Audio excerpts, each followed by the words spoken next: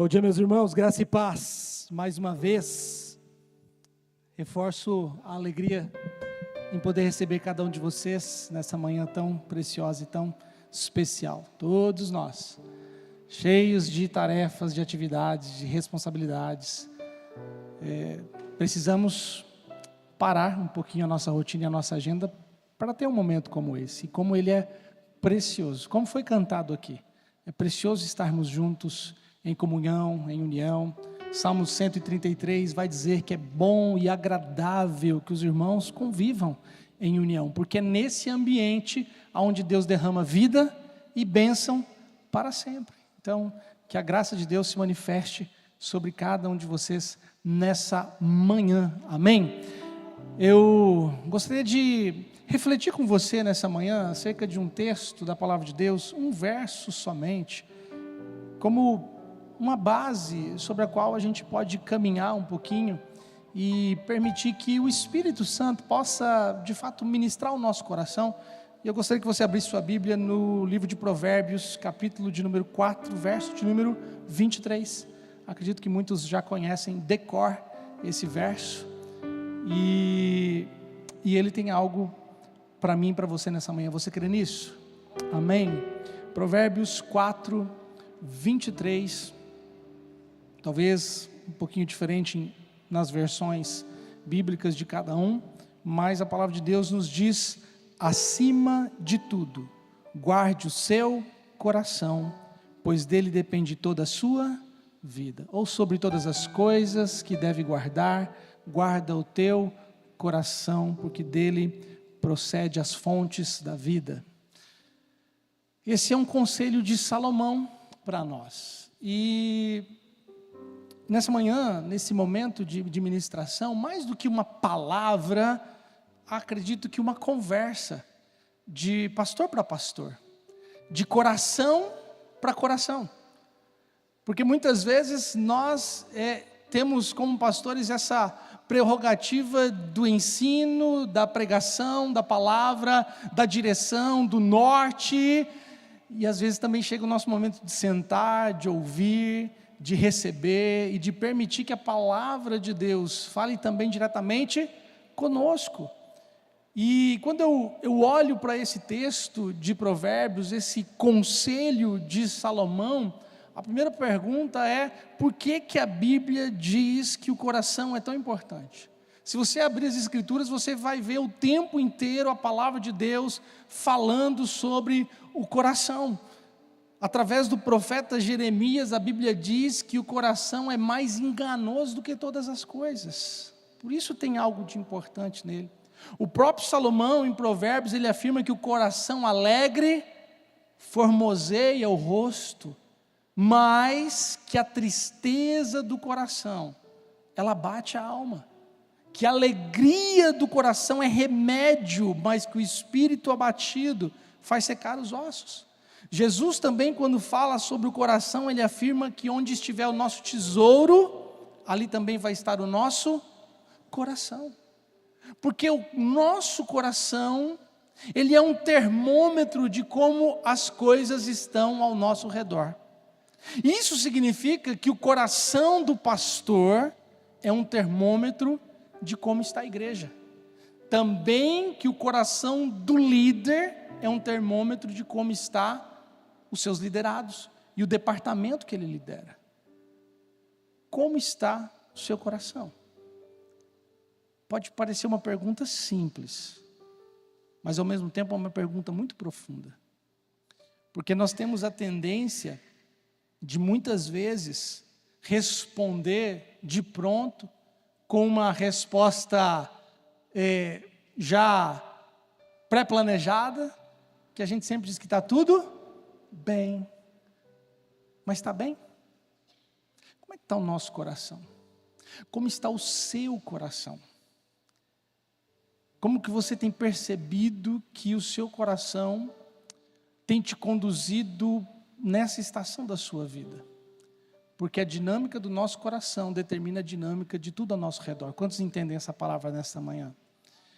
E quando nós falamos do coração do pastor, ele se torna importante, justamente porque ele não apenas ele é a origem de todas as coisas, mas ele vai influenciar todas as coisas ao nosso redor, e inclusive a dinâmica da igreja, a qual o Senhor tem nos confiado, a vida das ovelhas, a qual Ele tem nos dado o privilégio de pastorear, a gestão administrativa da igreja, porque presidir uma igreja seria bom se fosse somente dentro do caráter espiritual e da palavra, mas a gente tem trabalho, e tem muito trabalho, e a gente está ligado no modo pastoral, 24 horas por dia, 7 dias por semana, 365 dias por ano. É assim a vida do pastor. E é por isso que é tão importante o pastor cuidar do coração. E perguntar para si mesmo, constantemente, frequentemente, como está o coração. Procurando ser honesto e sincero consigo mesmo. E honesto e sincero com Deus. O salmista, em determinado momento da sua jornada, ele para por um instante, ele faz uma pergunta para si: por que está abatido a minha alma? Por que você está assim, tão perturbada dentro de mim? E às vezes nós nos empenhamos numa dinâmica e numa rotina tão constante e muitas vezes também cansativa e exaustiva, e que a gente se esquece de parar e olhar para dentro de nós mesmos. E eu oportunamente trago esse contexto nessa manhã, porque nós estamos em um mês, que é o mês de setembro, e que dentro da Organização Mundial da Saúde e do Ministério da Saúde aqui no país, tem como um tema específico saúde mental e a prevenção contra suicídio. Você parou para pensar sobre isso? O quão é importante a gente refletir sobre esse assunto? Principalmente nós que auxiliamos tantas pessoas, que enfrentam tantas lutas e dificuldades na sua alma, e a gente cuida de tanta gente, e às vezes a gente não cuida da gente mesmo. Então eu queria pensar com você algumas coisas em relação ao nosso coração nessa manhã, sobre guardar o nosso coração, por ser o início de todas as coisas e as fontes da nossa vida, e por ele interferir diretamente na qualidade da nossa vida e também do nosso ministério. Como está o nosso coração? E o primeiro ponto que eu pergunto nessa manhã é: como está o seu coração para com Deus? Como está o seu coração para com Deus? Porque pode não parecer, mas a pergunta não é tão óbvia como parece, e a resposta também não é tão óbvia como parece. Porque antes de nós termos relação com a igreja, antes de nós termos relação com a palavra, antes de nós termos relação com as ovelhas, antes de nós termos relação com o ministério, a gente tem que ter o nosso relacionamento com Deus, com o Senhor. Como está o seu coração com Deus? Como é que está o seu tempo de devocional? Como é que está o seu tempo de comunhão e de intimidade com o Senhor? Porque se nós fomos colocados numa posição para ser um instrumento e um canal de bênção para a vida da igreja, nós temos que entender que nada começa em nós, começa em Deus e passa por nós. E se somos esse canal por onde Deus vai ministrar e abençoar a vida das pessoas, como nós estamos com Deus? Como é que está o nosso relacionamento com Ele, a nossa intimidade com o Senhor? Sabe, um grande desafio que nós temos como pastores é de não nos tornar profissionais da fé. Quantos estão me entendendo nessa manhã? Nós não podemos nos tornar profissionais da fé, aonde exercemos um ofício quase que como uma profissão, entendendo que aquilo se tornou nosso ganha-pão e a gente faz aquilo como uma obrigação. O ministério pastoral é uma dádiva, é um privilégio, é um chamado extremamente nobre, é uma honra servir ao Senhor dos senhores e ao Rei dos reis. Você pode dar um glória a Deus por isso? Mas se o nosso coração não estiver alinhado com o coração de Deus, isso vai implicar não apenas diretamente na qualidade do nosso pastoreio, mas na qualidade da nossa vida espiritual. Sabe qual foi uma das frases mais terríveis que eu ouvi da boca de um pastor? foi a frase: eu aprendi a fazer a obra de Deus sem Deus. Essa foi a frase mais terrível que eu ouvi da boca de um pastor. Isso me marcou tão profundamente que essa frase faz parte da minha oração constante. Senhor, não me deixa fazer a tua obra sem o Senhor. Porque a gente aprende. Se torna fácil você seguir por um caminho de reproduzir comportamentos sem necessariamente viver a essência. Quantos estão me entendendo essa manhã? Então, como está o seu coração com Deus? No seu relacionamento com Ele? Na sua busca pelo Senhor? Na sua intimidade? Na sua vida devocional? Nossa leitura bíblica, queridos, ela não deve ser apenas para a preparação de uma mensagem. Abrirmos a Bíblia para procurar um texto para ministrar o coração da igreja. Se não abrirmos primeiro para que a Bíblia ministre o nosso próprio coração. Porque a boca vai falar daquilo que o coração estiver cheio. Então deixe o Senhor encher o seu coração nessa manhã. Deixe o Senhor encher o seu coração no dia a dia, na sua vida pastoral, na sua vida ministerial. Tenha o Senhor como centro de todas as coisas e a fonte de todas as coisas, nas quais você bebe, se sacia e depois você transborda para a glória do nome de Jesus. Quantos podem dizer amém? Louvado seja o nome do Senhor. Segunda questão em relação ao nosso coração é como está o seu coração com você mesmo. Como está o seu coração com você mesmo?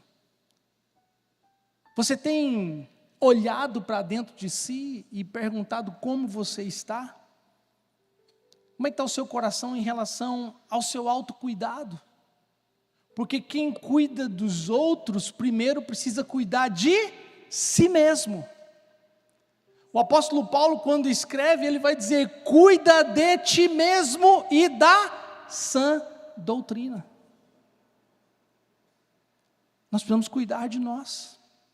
Não só da nossa saúde espiritual, porque tudo começa nela, mas também cuidar da nossa saúde emocional, da nossa saúde mental, da nossa saúde física. Como é que está o seu coração com você mesmo? O seu autocuidado, cuidado com a sua alimentação, o cuidado com a sua qualidade de sono. Você não precisa levantar a sua mão, mas eu quero fazer essa pergunta para que você possa refletir. Como é que estão suas noites de sono? Como é que está a qualidade do seu sono? Você consegue colocar sua cabeça no travesseiro e pegar no sono e dormir a noite toda e descansar? Porque acordar às 3 horas da madrugada é se o Espírito Santo nos acordar para orarmos. Ou acordar às 3 horas da manhã por um propósito depositado no nosso coração, chamado por Deus para que nós pudéssemos interceder por alguma coisa.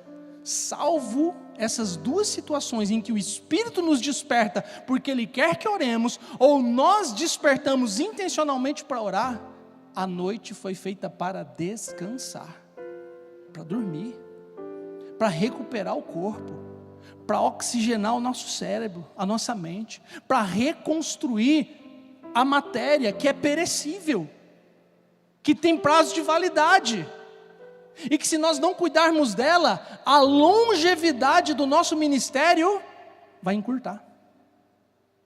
Como é que está a sua qualidade de sono? Se o seu nível de estresse está elevado, está muito alto, sua qualidade de sono é ruim.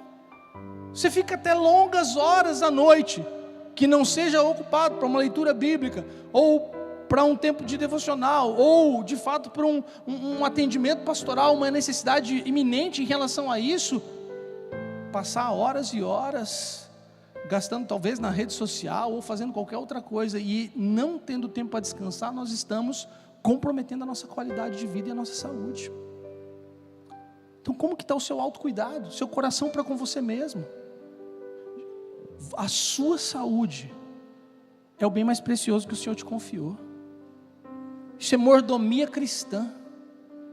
Cuidar bem do templo do Espírito Santo é honrar ao Senhor. cuidar bem do nosso corpo, da nossa mente, da nossa alma, é boa mordomia cristã.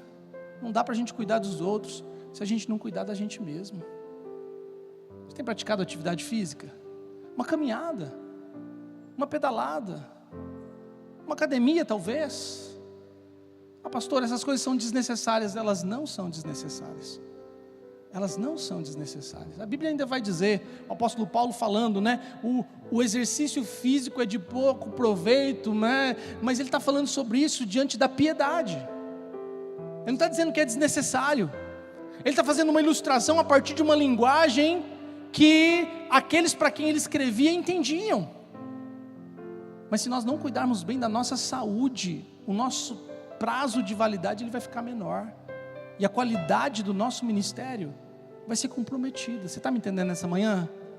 Cuida de si. Cuida do seu coração em relação a você mesmo. Estabeleça limites. Estabeleça limites.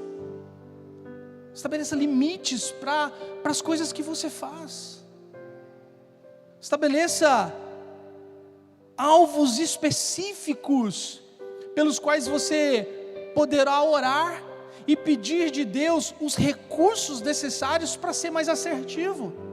Sabe qual que é uma das razões do maior desgaste dentro do ministério pastoral? Não ter alvos claros. Eu acho que o pastor Deva vai falar um pouquinho sobre isso depois, não vou entrar no mérito. Mas a falta de alvos claros compromete a qualidade do ministério pastoral e torna tudo muito mais desgastante, porque às vezes nós estamos tentando acertar um elefante com um chumbinho e um beija-flor com uma bala de canhão. Quantos me entenderam? A gente não consegue calibrar a nossa munição a partir do alvo que a gente tem, então a gente tem que fazer o ajuste, e isso começa com uma visão clara. Terceiro, como é que está o seu coração com aquilo que você faz, que é o exercício prático do ministério? Todos são pastores integrais ou nós temos pastores funcionais? Pastores que trabalham fora e lideram a igreja conjuntamente? Todos integrais? Glória a Deus. Integral, né? Funcional? Trabalha fora? Mas como é que está o nosso coração com aquilo que nós fazemos, com o ministério que nós exercemos? De novo, ele é um privilégio, ele é uma dádiva de Deus, é uma honra pastorear e servir ao Senhor, ainda mais de forma integral. Eu sou formado em fisioterapia, tenho pós-graduação, tenho especialização. Durante muitos anos eu tive meu consultório particular, fui concursado municipal, servi durante 5 anos como secretário municipal de saúde. Mas um dia o Senhor, que já tinha me chamado ao ministério pastoral muitos anos antes, Ele me deu, de maneira gentil, um ultimato. E o Senhor me visitou e Ele disse: eu tenho um propósito para realizar na cidade de Lucas do Rio Verde. E o meu propósito, disse o Senhor, vai se cumprir com você ou sem você. E eu disse: Senhor, eu sei que o teu propósito se cumpre, sem mim ou comigo, mas me dá o privilégio de o Senhor cumprir esse propósito também através da minha vida. E naquele dia eu disse sim ao Senhor, e eu coloquei as mãos no arado, para não mais olhar para trás. Como Eliseu, eu matei os bois, queimei as carroças, e eu fiz uma oferta de sacrifício ao Senhor, e eu pastoreio integralmente. Mas o nosso exercício pastoral precisa estar alinhado, e isso começa com o nosso coração, porque aquilo que nós fazemos começa dentro de nós. Então a minha pergunta para você é: como está o seu prazer no exercício do ministério? Como está o seu prazer no exercício do ministério? Dias atrás, um jovem da igreja marcou um horário, veio conversar comigo, e ele me disse: pastor, eu sinto Deus falando muito forte no meu coração acerca do chamado ministerial, e eu quero crescer na fé, eu quero me aprofundar, eu quero fazer seminário, e eu quero fazer obras, eu quero fazer missões, e eu quero seguir o chamado. Eu falei: glória a Deus por isso. E conversamos durante um longo tempo, e ele me fez uma pergunta: pastor, o senhor pode descrever para mim o ministério pastoral? O Como que o senhor descreveria o ministério pastoral para mim? E eu disse para ele, eu posso descrever o ministério pastoral para você em uma palavra: privilégio. Ministério pastoral é um privilégio. E eu disse para ele, pastorear não é pesado. E quem é da igreja já me ouviu falar isso, não ouviu? Constantemente falar sobre isso. Pastorear não é pesado. Não é pesado. Por que não é pesado? Porque a igreja não é nossa, é de Jesus Cristo. Porque as ovelhas não são nossas, são de Jesus Cristo. Porque as finanças que sustentam a igreja através dos dízimos e das ofertas não são nossas, é do Senhor Jesus Cristo. O patrimônio que a igreja tem, que ela constitui, que ela constrói, não é nosso, é do Senhor Jesus. Os problemas, os desafios não são nossos, é do Senhor Jesus. Os pecados, quem trata, quem perdoa e quem redime não somos nós, é o Senhor Jesus. Satanás e os demônios, apesar da luta nossa ser contra eles, quem resolve o problema no mundo espiritual não somos nós, é o Senhor Jesus. Pastorear não é pesado. Nós tornamos o exercício ministerial pesado quando nós perdemos o prazer nele. Quando nós perdemos o foco,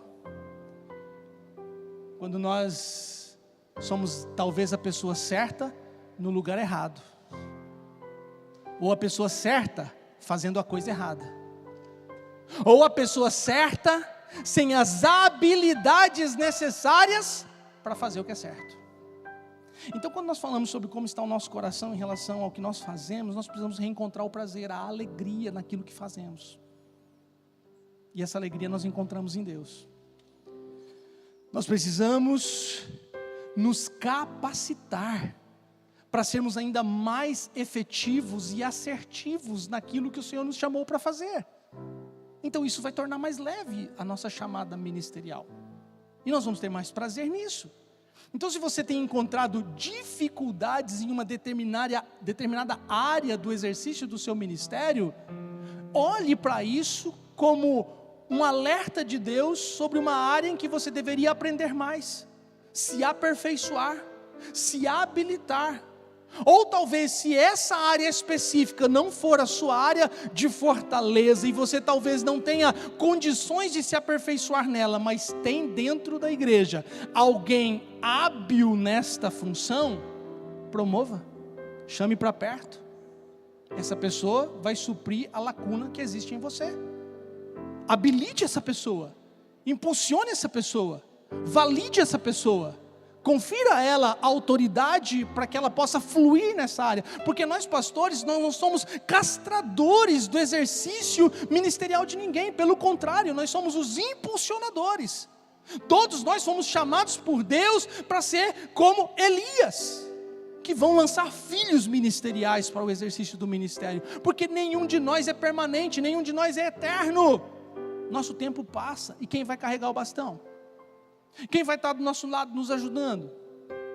Encontre no meio do povo Arões e Urs, que possam manter as suas mãos estendidas para que você continue orando, mas também encontrem Josués para estar no campo de batalha com a espada na mão, lutando para vencer a guerra. Agora, às vezes o pastor acha que tem que ser tudo. Ele tem que ser o cara que está com a mão levantada, ele tem que ser o mesmo que segura as mãos, ele tem que ser o mesmo que está no campo de batalha com a espada na mão, e ele ainda tem que ser a pedra para ele mesmo sentar em cima de si. Nós não fomos chamados para fazer tudo. Não fomos chamados para fazer tudo. Se há algo em que você precisa se capacitar e aperfeiçoar, faça isso. Mas se tem pessoas do seu lado que vão tornar a jornada ministerial e o exercício daquilo que nós fazemos mais leve, compartilhe o fardo.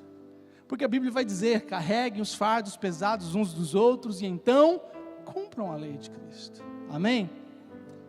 Outra coisa que reanima o nosso coração no exercício daquilo que nós fazemos é entender as estações da nossa vida ministerial.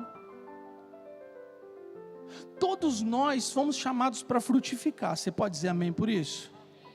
E eu conversava sobre isso essa semana com o pastor Josivaldo, quando ele veio conversar comigo aqui no gabinete. Pastoreia uma congregação nossa lá no distrito de Brianorte, que é distrito de Nova Maringá. E eu disse para ele: entenda a estação de Deus para a sua vida. Todos nós fomos chamados para frutificar, essa é uma verdade. Só que nós não frutificamos por nós mesmos, nós frutificamos a partir de Cristo. Todo mundo concorda com isso? Que nós somos ramos ligados à videira, e que se permanecermos ligados a ela, o Senhor nos poda, para que nós continuemos a dar fruto, e fruto que permaneça. Mas a gente tem que entender as estações da nossa vida ministerial, porque nem toda estação é estação de frutificação. Você sabe disso. Quem tem árvore frutífera na sua casa, sabe que ela não dá fruto o ano inteiro. Então por que a gente quer frutificar o tempo inteiro? A gente está tentando às vezes forçar uma estação que não é a apropriada da árvore. Porque tem estação que é a estação de aprofundar raiz. Tem estação que é a estação de crescer no tronco. Tem estação que é a estação de reverdecer as folhagens. Tem estação que é a estação de florescer. E tem estação que é a estação de frutificar. Se você não discerne o tempo e as estações, você está querendo dar fruto quando deveria estar aprofundando as suas raízes.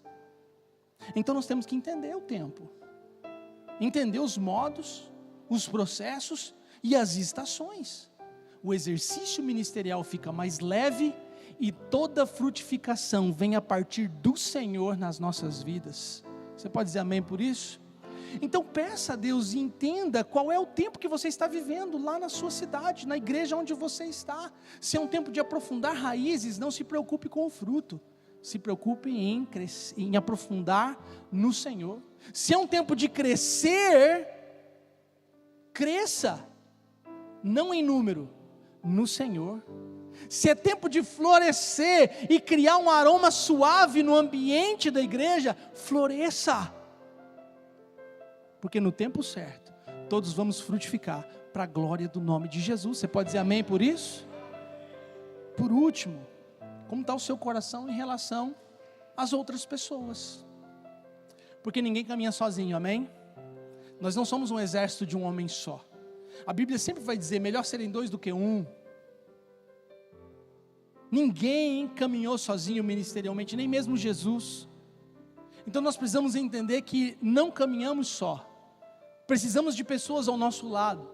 E como está o nosso coração em relação a essas pessoas? Começa como está o seu coração em relação a outros pastores, se você tem outros pastores dentro da sua igreja.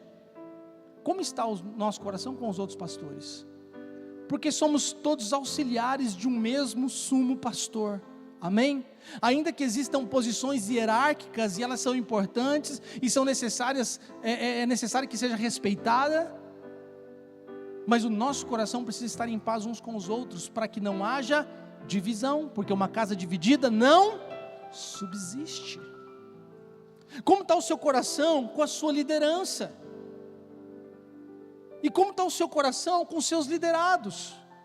Com as pessoas que são as nossas mãos e os nossos pés, na dinâmica da igreja. Porque de novo, nós pastores não somos capazes de fazer tudo.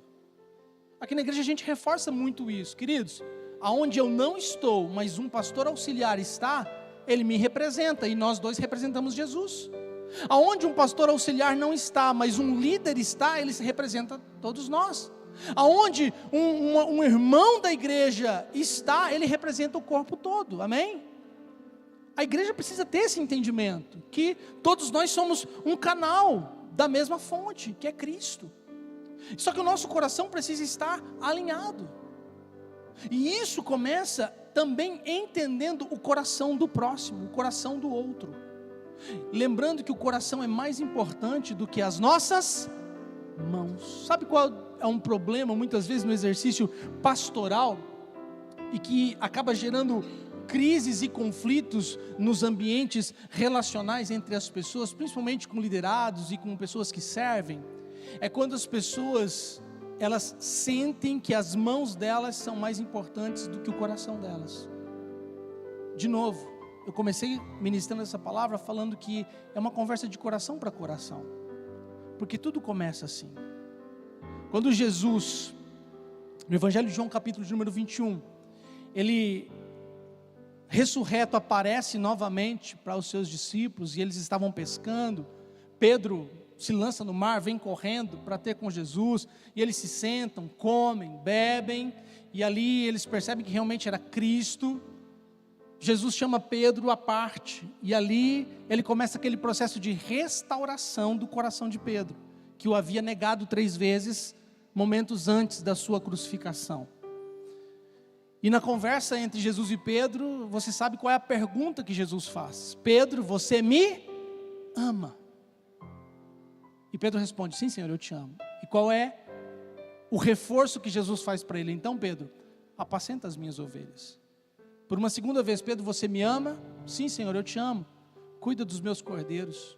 Pedro, você me ama? Senhor, tu sabes todas as coisas e sabe que eu te amo.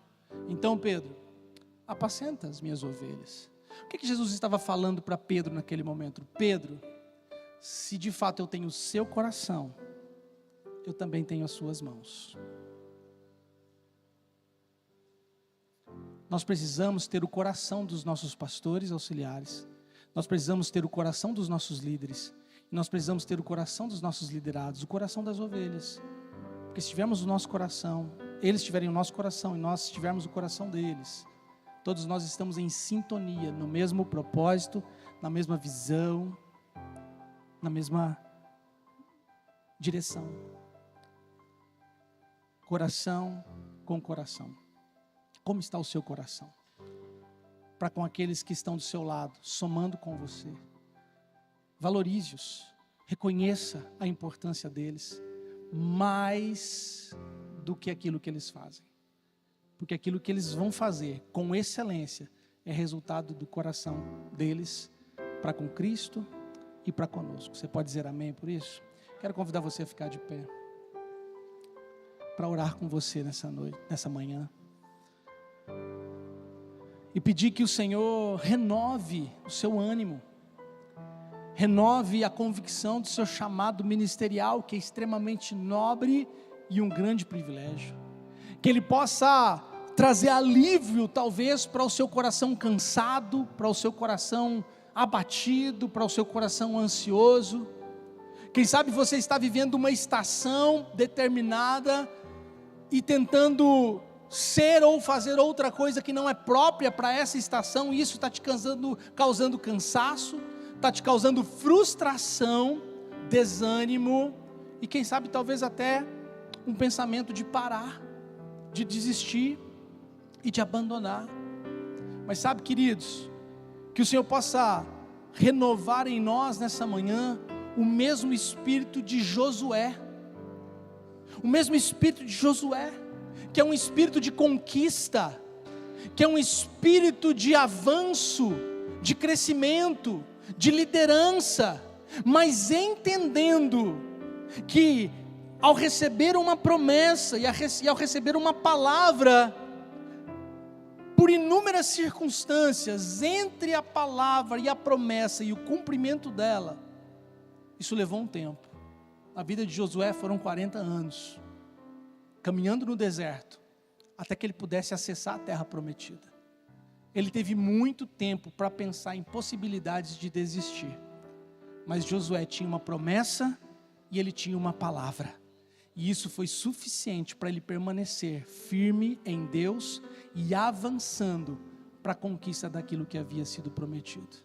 Feche seus olhos, curva sua cabeça. Pai, no nome de Jesus, nessa manhã nós rendemos graças a Ti, louvamos o Teu nome e agradecemos pelo privilégio que temos de ter sido escolhidos pelo Senhor para pastorear e para liderar. Obrigado, Pai, porque o Senhor não nos deixa, não nos abandona, e o Senhor mesmo, Pai, que nos chamou e nos comissionou, é o mesmo que vai suprir as nossas necessidades e prover nas nossas vidas todos os recursos necessários para continuarmos realizando a boa obra do Senhor, sem tirar a mão do arado, sem olhar para trás, sem nos desanimar. Quando estivermos cansados, que possamos parar para descansar e não para desistir. Que possamos renovar as nossas forças no Senhor, lançando sobre Ti toda a nossa ansiedade, porque o Senhor está cuidando de nós. Pai, que como árvores possamos crescer e aprofundar as nossas raízes no Senhor, e recebendo forças de Ti, no tempo certo, na estação correta, as nossas folhas permaneçam sempre verdes, e que possamos dar fruto para a glória do Teu nome. Pai, no nome de Jesus, que o Senhor possa reativar, reavivar a chama e o dom de Deus que há sobre cada um dos meus irmãos, para que eles possam, Pai, continuar no propósito que o Senhor estabeleceu para as suas vidas, porque o Senhor não nos deu espírito de covardia, mas de amor, poder e equilíbrio, e que assim, Pai, a nossa vida seja usada de forma maravilhosa, para a honra e glória do Teu nome. Pai, visita o coração dos meus irmãos, e traz um renovo, um novo fôlego de vida, Pai, uma coragem, uma ousadia, para que eles possam olhar para si mesmo, reconhecendo as suas limitações e dificuldades, lançar tudo aos pés de Cristo, e encontrar nele, como fonte inesgotável de todas as coisas, tudo aquilo que é necessário para uma vida plena e abençoada. Pai, renova os meus irmãos nessa manhã, fortalece o seu coração nessa manhã, coloca pessoas certas ao seu lado, libera dons específicos para esta estação, e que eles sejam ainda mais usados poderosamente em cada lugar onde o Senhor os plantou, para a glória do nome de Jesus. E aquele que crê diz amém, e aplauda o nome do Senhor. Louvado seja o nome de Jesus, aleluia, glória a Deus. Você recebe essa palavra, queridos? Amém. Senta no seu lugar por um instante.